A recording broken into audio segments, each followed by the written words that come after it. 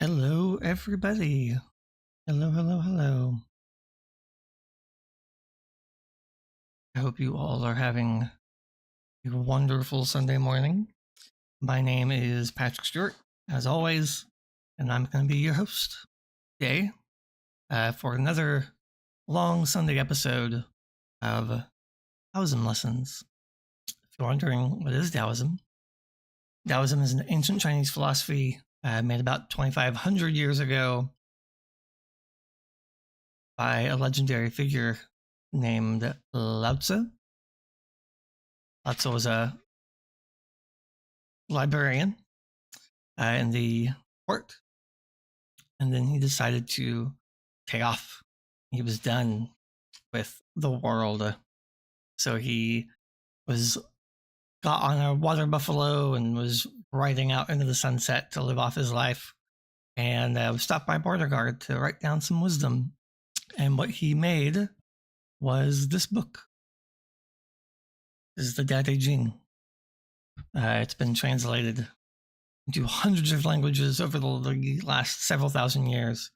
Until one day, a gentleman by the name of Deng Ming-Dao wrote this book, 365 Tao.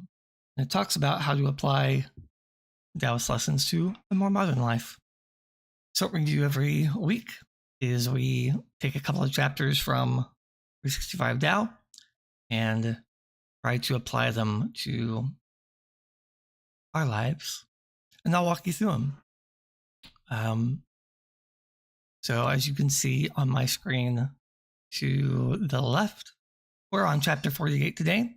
I have to apologize for last week's mess up where I streamed for half an hour with no audio. So I'm very certain that I'm broadcasting audio this time. Did a couple of tests before we went live, and here we are. Before we get into the text, just as a reminder, this video is brought to you by the Taoist Online, which is an organization I created and write for. We publish a wide range of articles, spiritual, philosophical, and obviously religious, on a website named medium.com. You can find all of our articles there. We post every single day. Some are free, some are paywalled.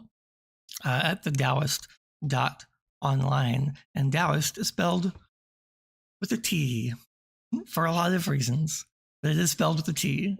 So, join us there every day. All right. So, here we go. Chapter 48. Knowledge. Life is beauty, terror, knowledge. A crucial part of following Tao is seeking knowledge. All the efforts of self-cultivation are meant to take us a fit vehicle for that search. Sometimes what we learn is not pleasant. With learning, we glimpse life as it really is, and that is difficult to bear. That is why spiritual progress is slow, not because no one will tell us the secrets, but because we ourselves must overcome sentiment and fear before we can grasp it.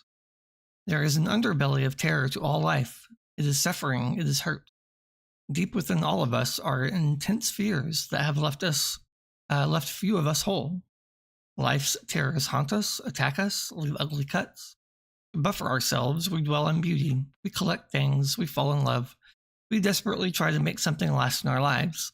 We take beauty as the only worthwhile thing in existence, but it cannot veil cursing, violence, randomness, and injustice. Only knowledge removes this fear. If we were shown the whole truth, we could not stand it.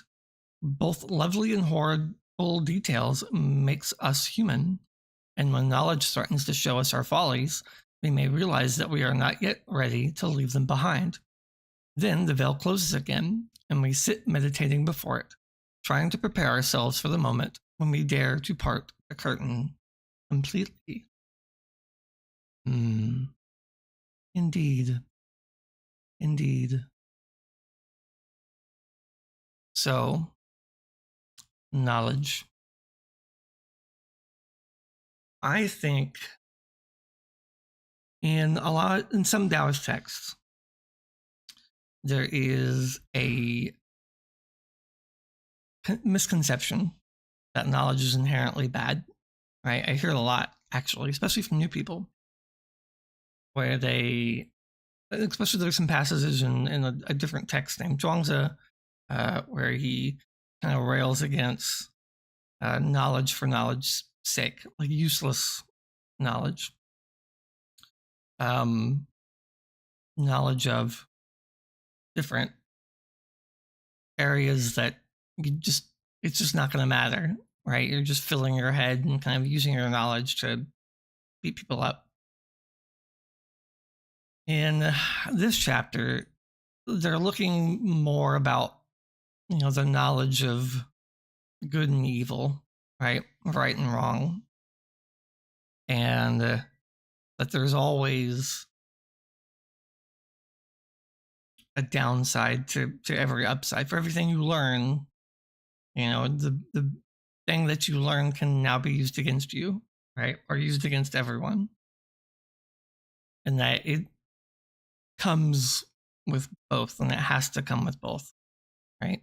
You can't have fear without being happy. You can't be angry without being joyful.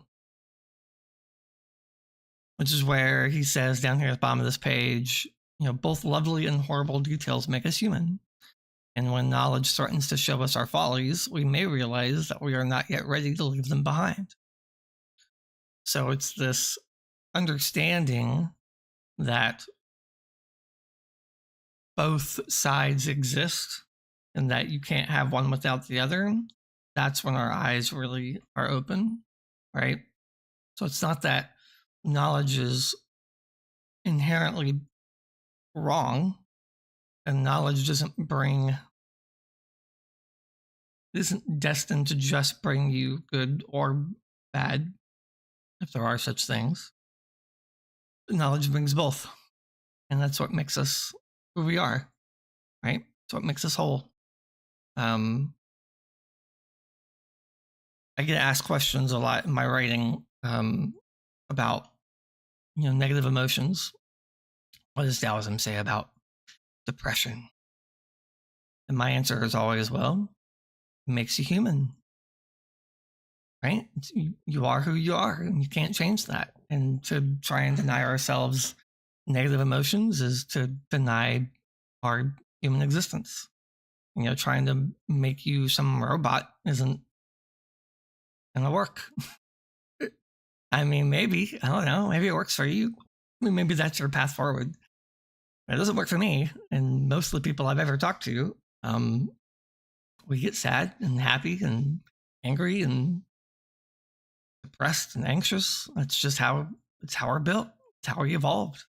Our human bodies develop these skills to keep us alive and keep us safe. And we can't get rid of them that easy. I don't think we can get rid of them at all. But you can control how you deal with them. And you can control how you hold on to them and how you let go, ultimately. So the knowledge of that you're human, and the knowledge that once you understand that these emotions are always going to come and that you can let them go and pass them appropriately, that is when you really start to open your eyes on the possibilities of what can be done. All right. Chapter 49, Death. Death is the opposite of time. We give death metaphors, we cloak it in meaning and make up stories about what will happen to us, but we don't really know. When a person dies, we cannot see beyond the corpse.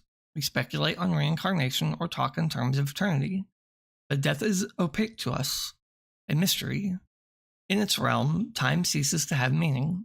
All laws of physics become irrelevant. death is the opposite of time. What dies? Is anything actually destroyed? Certainly not the body, which falls into its constituent parts of water and chemicals. That is mere transformation, not destruction. But of the mind, does it cease to function, or does it make a transition into another existence? We don't know for sure, and few can come up with anything conclusive. What dies? Nothing of the person dies in the sense that the constituent parts are totally blasted from all existence. What dies is merely the identity, the identification of a collection of parts that we call a person. Each one of us is a role, like some shaman wearing layers of robes with innumerable fetishes of meaning. Only the clothes and decorations fall. What dies is only our human meaning. There is still someone naked underneath. Once we understand who that someone is, death no longer bothers, nor does time bothers us, nor does time. All right. This is a big one. I get asked this sometimes, what does Taoism think of the afterlife? And I would say that most Taoist texts don't care. In fact, I once heard a story. I think it was the Buddha was asked, what happens after you die? And the Buddha basically, and I'm paraphrasing, was like, I don't care. Who cares? Like, you're dead. Like, whatever is going to happen is going to happen, and there's no point discussing it or thinking about it. And that just is what it is. And that's, how I think Taoists kind of take the afterlife, or at least the philosophical kind. That's how I take it. Here, we spend all this time trying to explain what happens after we die, and then the chapter goes on to kind of explain, well, what does that even mean? Is it, what are you talking about? Are you talking about your body? Well, no, that gets absorbed back into its parts and chemicals and back into the ground, and the cycle continues forever. Even star formation and death and formation again, and energy is never lost, right? Energy can only be changed shape, as scientists say. So, but what about your consciousness? Nobody knows. And it's not really worth going super deep into. Like, why? Like, why would you? Because it's not going to matter, right? Like, you can't control anything that happens afterwards. So, as long as you understand that to be human is to return to where you were one day, then that's as much as you really need to understand. I had a teacher once, a Taoist teacher, not a school teacher, explained to me once that, we don't exist, and then we do, and then we don't. And if we've learned anything from nature, it's that in the yin yang, I don't have a copy, which I don't have around me, it turns. It always turns. One then the other, forever and ever. So some people use that to believe that if we didn't exist, and now we do, and then we don't, then it must go, then we do, and then we don't, and then we do. I think the real question is, well, what part of us, right? Obviously, we don't remember if we've existed before. Most of us don't. I don't. So who knows? But kind of moving beyond that sense of fear or, anxiety about your own mortality is what you need to do. It's where you need to go. We need to get past this as a culture, as a society, and just move on, right? We've been so focused on the afterlife for so many thousands of years. It's pretty crazy, actually, to think about it, right? Some religions are so focused on what's coming next that like you don't even care about what you have. You just want what comes after. So those are my thoughts. Okay. Chapter 50. Interaction. We make life real by the thoughts we project. The panorama of the objective world is meaningless until we interact with it. For example, if there is a rock that we pass day after day, but we do not notice, then that rock has no significance for us. If we decide to make that rock a votive object and pray to it for decades, then that rock becomes quite important. To an outsider who does not subscribe to the rock's assigned meaning, it will continue to be just a rock. In all cases, the rock was just a rock. It was only human interaction that created its meaning. It is a mistake to assume that the meaning we give to something is as concrete and tangible as the object itself. We should not confuse the two. For example, our house may be precious to us, but our sense of preciousness has nothing to do with the building. It comes from the values and memories we associate with it. If we lose our house, we must remember that it is the feeling we have for it, not the building itself, that determines our loss. If all perception of reality is subjective, some schools of thought suggest that we should therefore see everything as unreal. By contrast, followers of Tao maintain that we must still interact with the world. If we do not take initiative and work with this phenomena of projecting meaning and receiving its echoes, we fall into a state of dormancy, and the world will not exist for us at all. As long as we remember that meanings we attribute to other objects are subjective, we will avoid mistake. Okay. What does it all mean? Is basically the answer of this chapter. There are, you know what a nihilist is? Where they just like, nothing matters, nothing's real, right? And because nothing's real, then why bother, right? Why bother with anything? And I think, there's a school of thought, especially in Taoism, where you kind of take that approach, where you kind of say, okay, well, everything is Tao, so everything's supposed to be the way it is, and I shouldn't interact or force myself upon anything, and so I'm just going to resign myself from society and go live in the woods as a hermit, and, there you go, done. Super easy. But this chapter would tell us that it's the interaction that is important, right? It's not enough to resign ourselves from everything, right? But it's the interactions of things and our ideas that move everything forward. He starts to talk about, your assigned value to an object, right? Like a rock.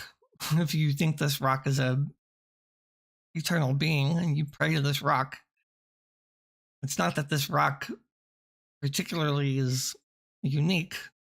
It's that your interpretation of what that rock is or represents is unique to you and all those who agree with you.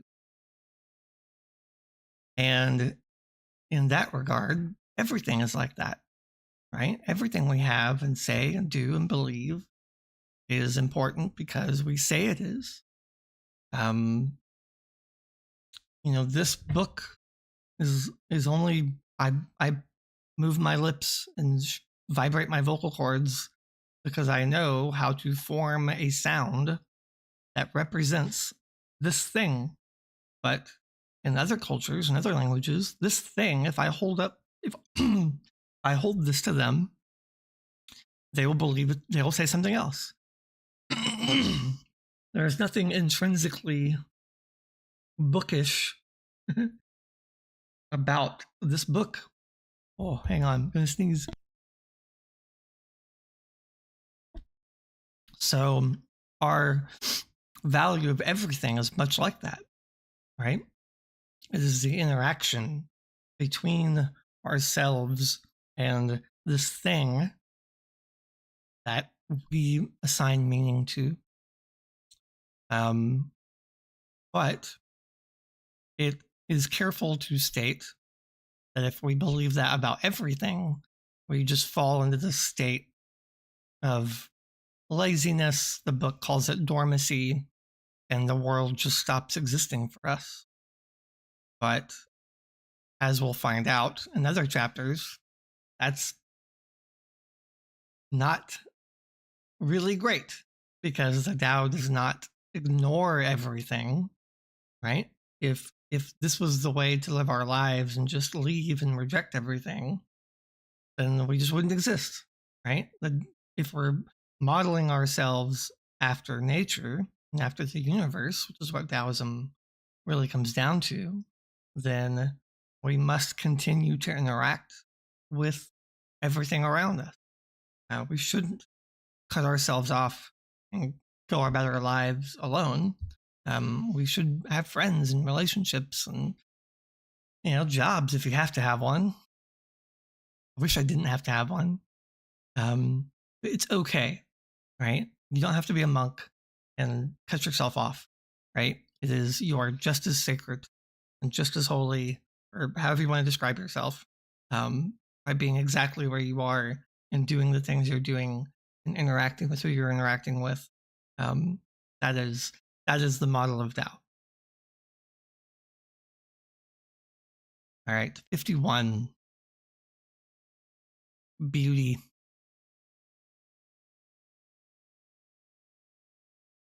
Lavender roses, incarnate fragrance, precisely priestly hue of dawn, spirit unfolding.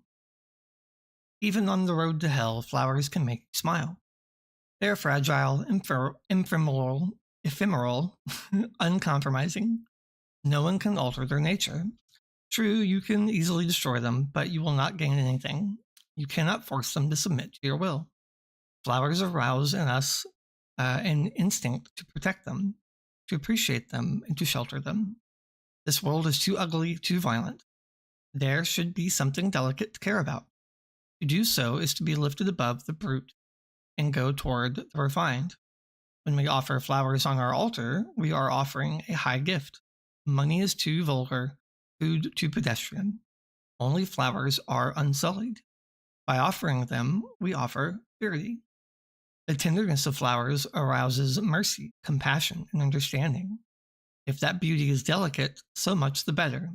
Life itself is fleeting. We should take time to appreciate beauty in the midst of temporality. Yes, temporality. All things are temporary, guys. All things. And it's the fact that they are temporary that makes them valuable and precious. I'm a Star Trek nerd. With a name like Patrick Stewart, it's probably not surprising. But there was an episode of Star Trek Picard in season 1 where, spoiler alert, if you haven't seen it, Data says that he wishes to move on because they brought him back. And he's like, man, don't want to do this. And Picard's like, why? Like, you can come back and live with us.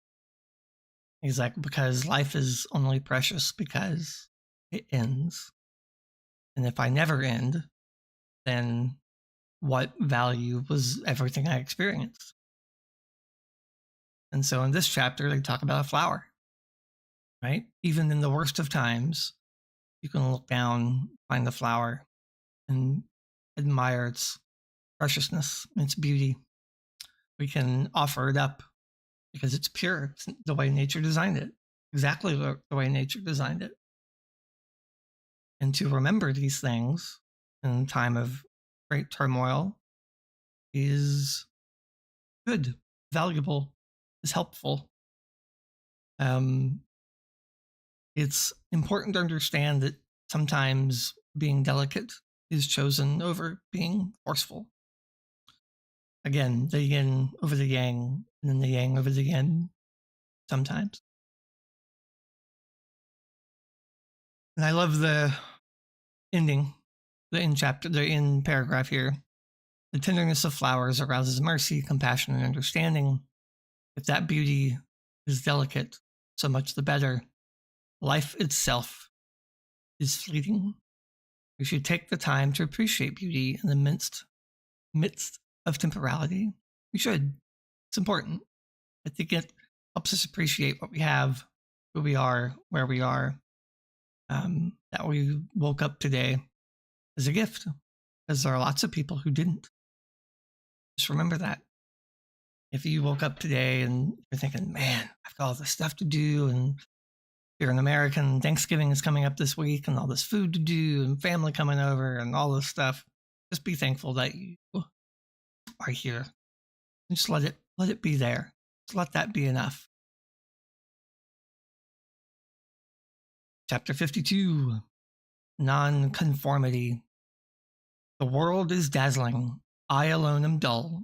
Others strive for achievement. I follow a lonely path. Followers of Tao are nonconformists. The conventional label our behavior erratic, antisocial, irresponsible, inexplicable, outrageous, and sometimes even scandalous. We hear other voices, respond to inner urgings. We have no interest in the social norm. We only care about following Tao. It does not matter if one can understand us, or we are nurtured by something most people do not sense.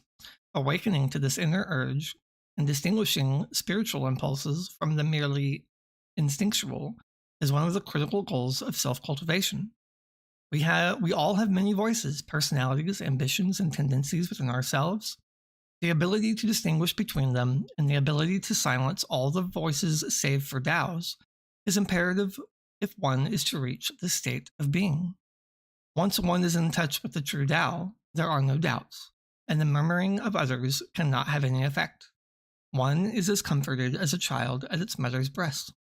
The more one walks in Tao, the more one is interested in self-perfection. All that matters is constant cultivation to be with Tao.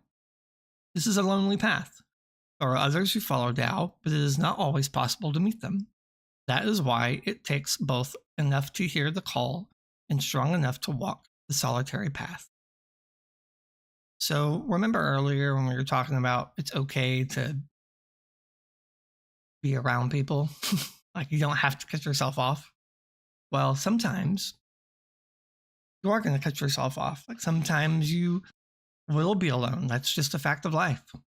Doesn't mean you should be that way all the time, but to self-cultivate for a Taoist is to align yourself with Tao, to live in a natural, spiritual place all the time, forever.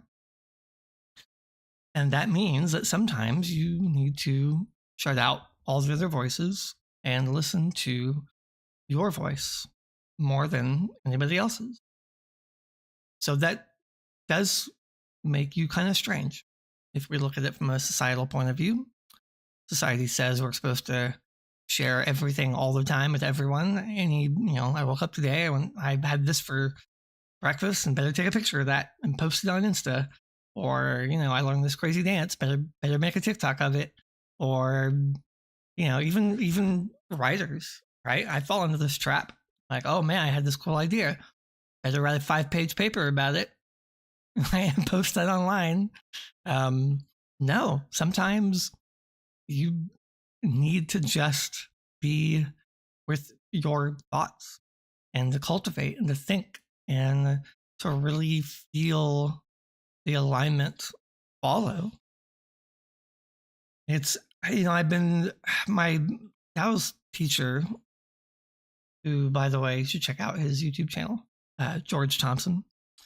He's been teaching me what's called Taoist true breathing, which is a type of breathing during meditation, And the way you perform it is by slowing down your breath to a point where you can't feel it coming out of your nose. You keep your mouth closed and you literally can't feel the pressure coming in and out.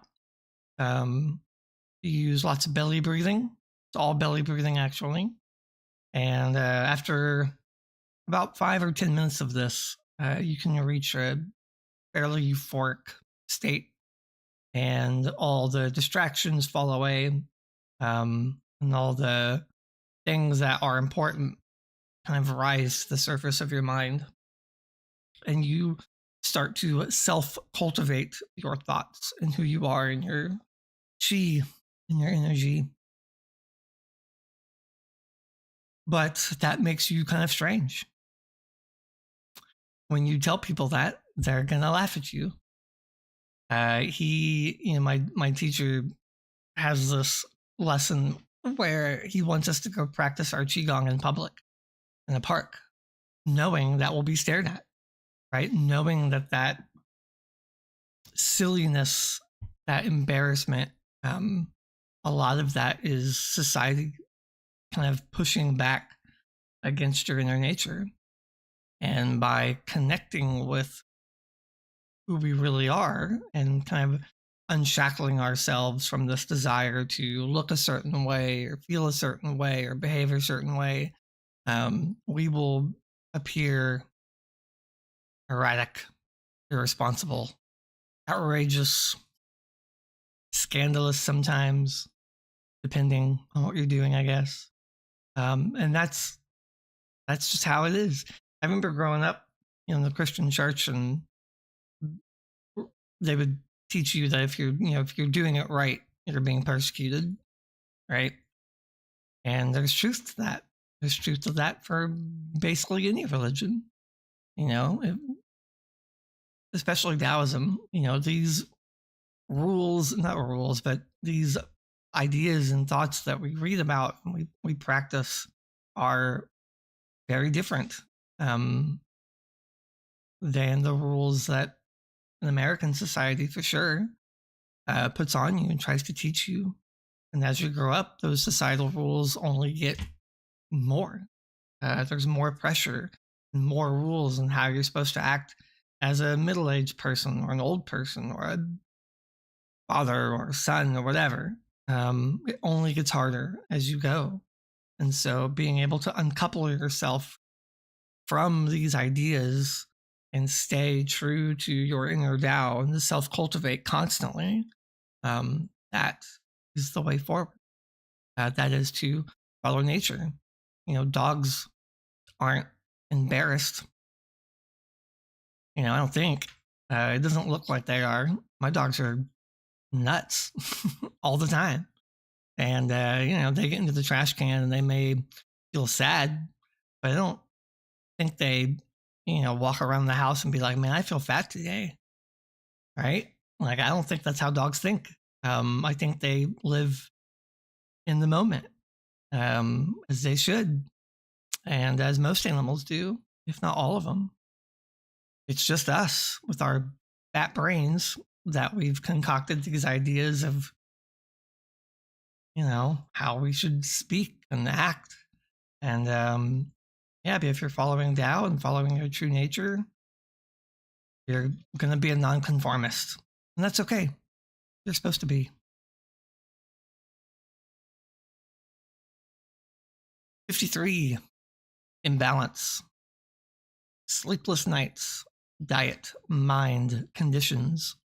Hold the possibility of correction. Whenever you feel out of sorts or cannot sleep or find it hard to work and think, you are separated from Tao. If you want to get back in touch with it, you ask yourself 3 questions. Am I eating right? Is my mind tamed? Is my world safe? It is not facetious to look at the way you eat whenever you feel out of step with your life. Many problems can be alleviated by feeling better physically. And if this doesn't remedy things, it will give you a good basis for coping. Eat a balanced diet rich in nutrients. Take the time to understand proper nutrition and eat a large variety of foods according to the seasons. The skillful use of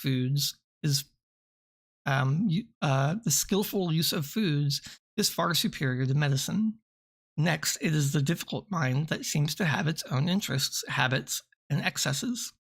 The only way to counter this is to guard against worry, stress, intellectualism, scheming, and desires. This can only happen through a strong philosophical grounding and by methodical meditation. Finally, environmental factors such as weather, natural and man made disasters, and socioeconomic problems can break our unity with Tao. To cope with this, gain as much control over your environment as possible. Keep your home a haven, have control over your workplace, and be independent enough to face emergencies. It is inevitable that one will fall in and out of Tao. The wise arrange their lives so that they can always return to balance. Yes, imbalance. Sometimes you're going to be imbalanced. Sometimes you are going to move from balance to imbalance and back to balance. Just like the yin yang, it always turns. It's always in motion, and that's okay.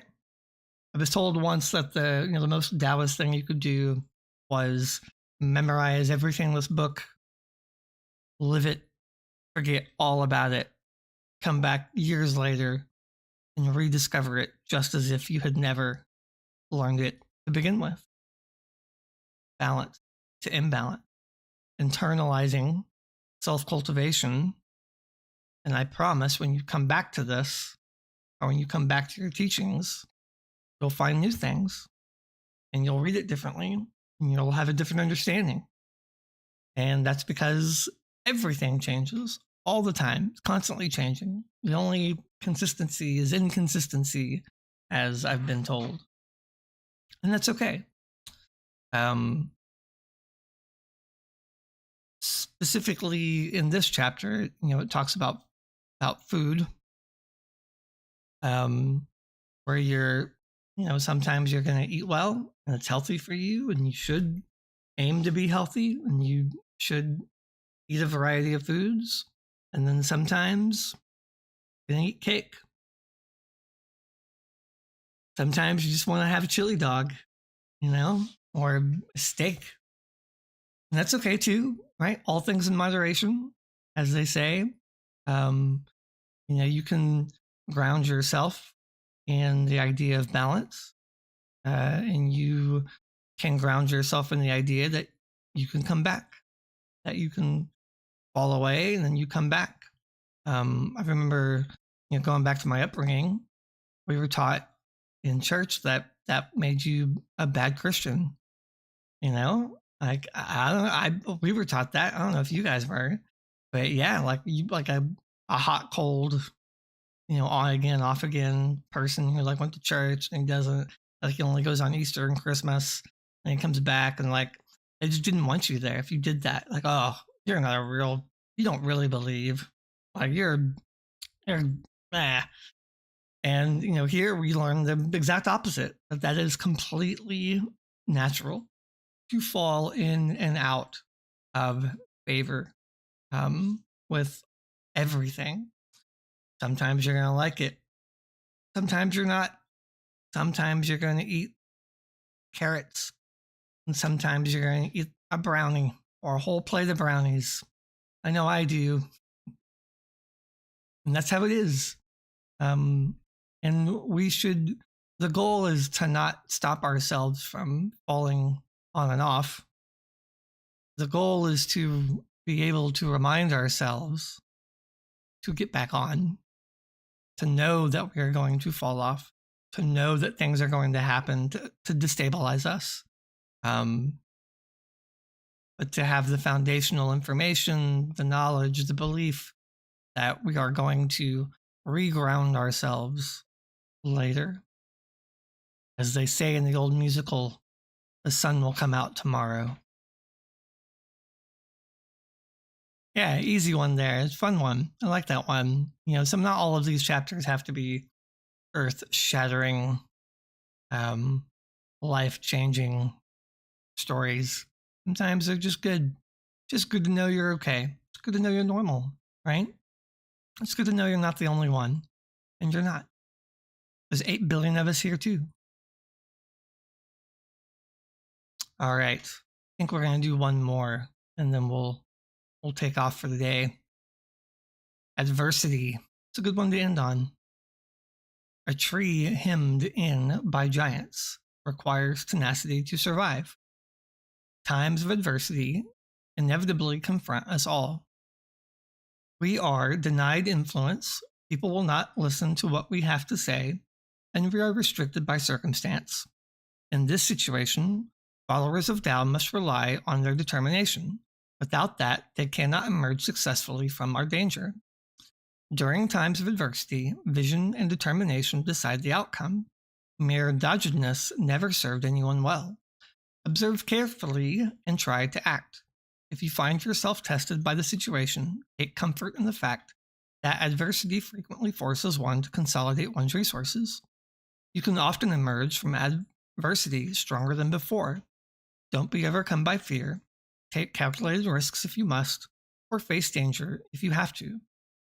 If your mind is focused to the utmost, you will triumph.